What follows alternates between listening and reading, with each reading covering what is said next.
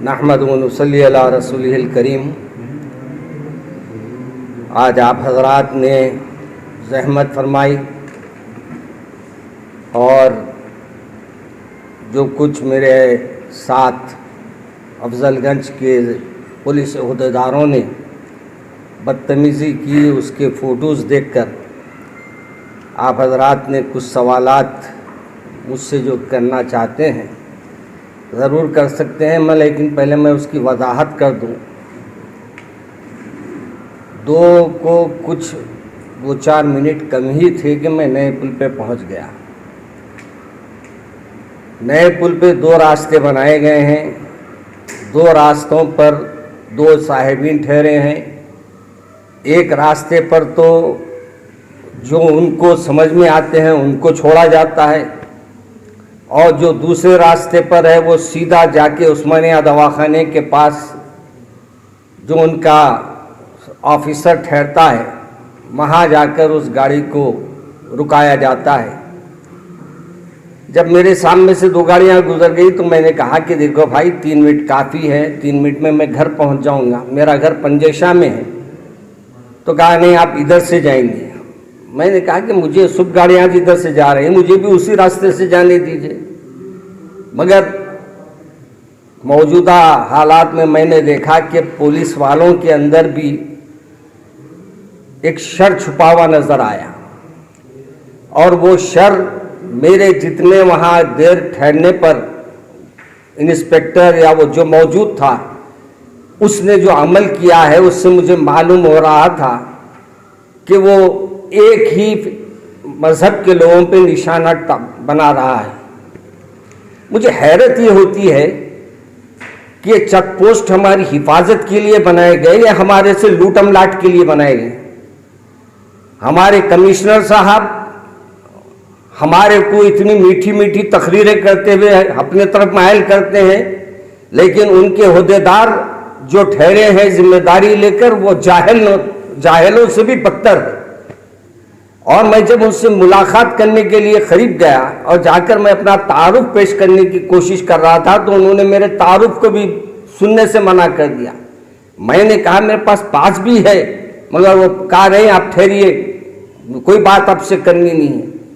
तो इस किस्म के जाहिल लोगों को अगर आप ठहरा करेंगे और फिर दौरा करके आप लोगों को ये समझाएंगे कि आप इत्मीनान से है, तो ऐसे जाहिलों पे भरोसा करके हम इत्मीनान से कैसे रह सकते हैं। आज ही मेरे सामने कई रिपोर्ट मैं खुद देखा हुआ। उमर रसीदा ज़ईफ साहब अपनी बच्ची की मिजाज पुरसी के लिए ओल्ड सिटी आए थे। वो बेचारे नामपल्ली में रहते हैं।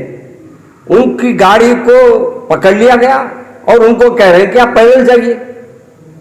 क्या हमारे पुलिस वालों की आंख नहीं है? नौजवान चलो है भाई, आप नौजवानों के साथ करिए। एक ऐसी उम्र वालों के साथ जिसकी उम्र बेचारों की 60 से 65 साल की है, ऐसे लोगों पे ये जुल्म। और आप हुकूमत को खुश करने के लिए, कोर्ट के ऑर्डर को बजा लाने के लिए आप ये लूटम लाट का सिलसिला जो जारी करे हैं और सिर्फ एक तबके को जो निशाना बना रहे हैं, ये तो हैरत की बात है। आज मैं 2-3 मुकामात के तस्वीर मेरे पास लोगों ने भेजा, ये सिर्फ मेरे साथ हुआ है।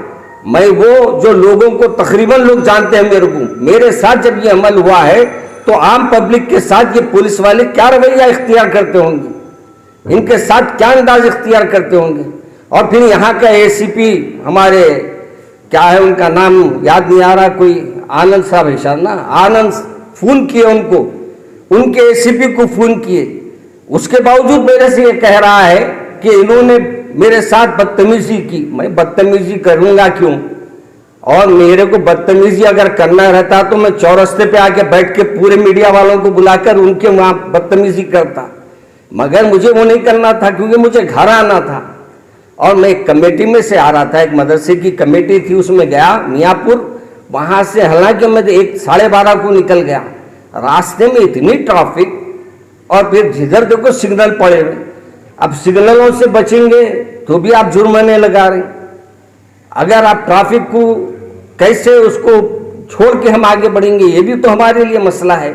इसलिए मैं हमारे होम मिनिस्टर साहब से तो नहीं कहता मैं क्या मैं होम मिनिस्टर साहब से कहूँ कि मैंने क्या होम है ही ना, मिनिस्टर है उन्होंने। बहरहाल जो अब हमारे सीपी साहब या वो डीआईजी साहब जो ओल्ड सिटी के पहले जिम्मेदारी कबूल दिए हैं, उन्होंने जिम्मेदारियां निभाए हैं, उनसे मेरी गुजारिश है कि ये ऐसे पुलिस वालों पे सख्त एक्शन लिया जाए। और मेरे को हैरत, मेरे को अफसोस इस बात पे भी है कि लोग इनसे खैरखाई क्या करेंगे। अभी एक देखा मैं, एक हामिला औरत को लेकर जा रही, उनसे गाड़ी छीन ले रही। ये कोई शराफत है?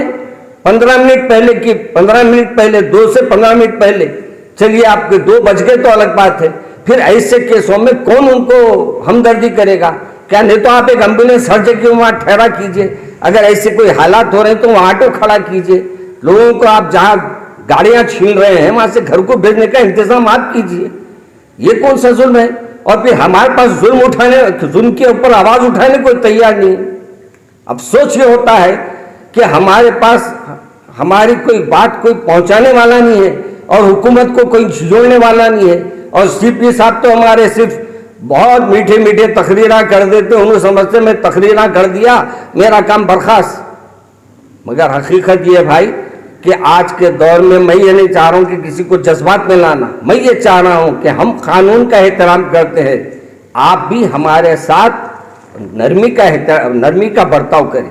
हाँ, नौजवान अगर फिर रहे हैं आप उनको बराबर रोकिए, बराबर उनसे सवाल कीजिए, मगर कोई अच्छी अहम शख्सियत दिखती है तो उसके साथ का तो मामला अपना रुख बदल के बात कीजिए। वही आप अपनी जबान, वही अपनी लफाजी, वही अपनी पुरानी आदतें कैसे आप बर्दाश्त की जाएंगी? इसलिए मैं मौलाना, चालान हुआ आपके साथ या फिर बातचीत करके छोड़ा गया आपको? देखिए, मेरे को जहाँ तक इल्म हुआ है कि हमारे बिरादर अंसारी साहब ने बलाला साहब को फ़ोन किया था और फिर बलाला साहब भी वहाँ फ़ोन किए तो उनके सामने भी यही कमबख्त ने कहा है कि बहुत कुछ इन्होंने कहा, मतलब कि मेरे साथ लोग मौजूद थे वहाँ।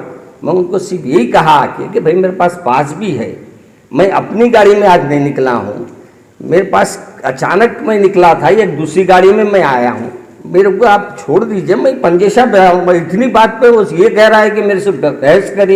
ये बहस है? कोई हाथ पे मैं भला भाई मेरा पास है, देखिए भाई के हाथ बता रहा हूँ, मेरे हाथ तो हाथ नहीं लगाना। हमारे यहाँ इनको गाड़ी छीन रहे हैं, हम कुछ नहीं करना, इनके हाथ को हाथ लगाए तो इनको कोरोना हो जाएगा। हाँ, ये गाड़ियों के पैसे लूट के खा रहे हैं तो इनके खानदान वालों को कोरोना नहीं होगा, इनकी नस्लें हराम में जाएंगी, मरेंगी इंशाअल्लाह। मौलाना, आपने कहा कि एक तख्ते को देखकर पुलिस पकड़ा जा रहा, तो इसका क्या मतलब, क्या ऐसा हो सकता है? मैं ऐसा महसूस किया हूँ आज, ये मेरे सामने हुआ है।